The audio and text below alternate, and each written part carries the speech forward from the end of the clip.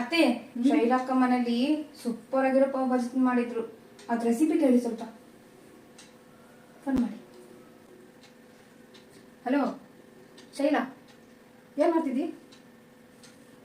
ಹೌದಾ?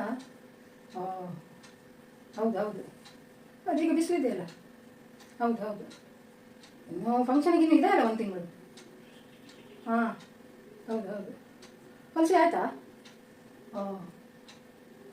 ಪುನಃ ಕೊಡು, ಅದು ಸ್ವಲ್ಪ ಸ್ಟಿಚ್ ಬಿಡಿಸಿ ಕೊಡ್ಲಿಕ್ಕೆ ಹೇಳು. ಹೌದು, ಫೋನ್ ಮಾಡಿ ಬಸ್ಸಲ್ಲಿ ಕೊಡಿ. ಹಾಗೆ ಮಾಡು.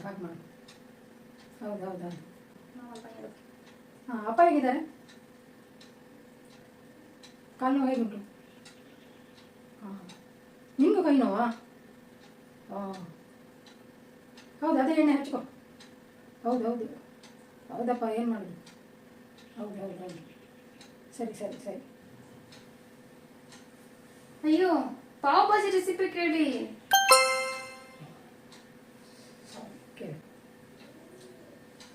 ಹಲೋ ಶೈಲಾ, ಒಂದು ವಿಷಯ ಕೇಳಲಿಕ್ಕೆ ಮರ್ತೇ ಹೋಯ್ತೆ.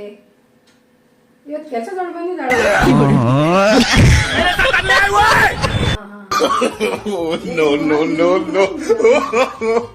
No.